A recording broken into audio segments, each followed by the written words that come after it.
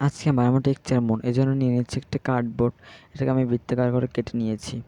এরপর আমার কাছে জ্যাসা ছিল না দেখে এখানে আমি হোয়াইট অ্যাক্রিলিক কালার দিয়ে একটা কোট করে নিচ্ছি, এতে করে মানে টেক্সচারটা ভালোভাবে বসবে।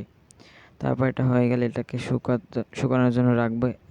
এর মাঝে আমরা টেক্সচার পেস্টটা তৈরি করে নেব। এখানে আমি চক পাউডার ইউজ করছি, তোমরা চাইলে প্লাস্টার অফ প্যারিস ইউজ করতে পারো। তো এখানে একটু পানি নিয়ে নিচ্ছি, এটাকে মানে একদম পাতলা এবং একদম ঘন বানানো যাবে না, এটাকে মাঝারি রাখতে হবে। এটা আমারটা একটু পাতলা বেশি হয়ে গেছিলো, তাই আমি এখানে একটু পাউডার মিশিয়ে এটাকে আবার ঘন করে নিচ্ছি। তো এটা এখন এই কার্ডবোর্ডের উপরে অ্যাপ্লাই করব। তোমরাও ঠিক এভাবে দিয়ে নেবে।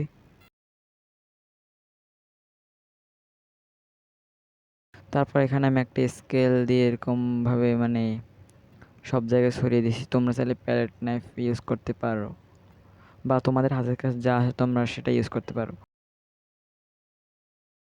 আমি এটা দিয়ে চাঁদের গায়ে বা মনের গায়ে যে এবড়ো থেবড়ো এগুলো থাকে না দাগ, সেগুলো আমি দিয়ে দিচ্ছি।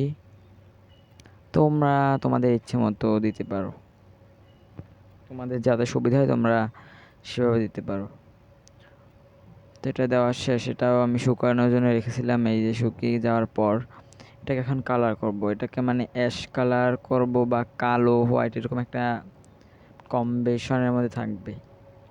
সেজন্য হোয়াইট অ্যাক্রিলিক কালার আর একটু ব্ল্যাক মিশিয়ে এটাকে অ্যাশ কালার বানাবো, কিন্তু পুরোটা অ্যাশ কালার করবো না, কিছু জায়গায় হোয়াইট এবং কিছু জায়গায় কালো থাকবে। তো তোমরা ভিডিও দেখে বুঝে নাও। এখানে আমি একটা স্পঞ্জ দিয়ে দিচ্ছি, এতে করে ভালো হবে। তুলি দিয়ে দিতে গেলে তাহলে মানে টেক্সচারগুলো বাড়ি লেগে ভেঙে যেতে পারে।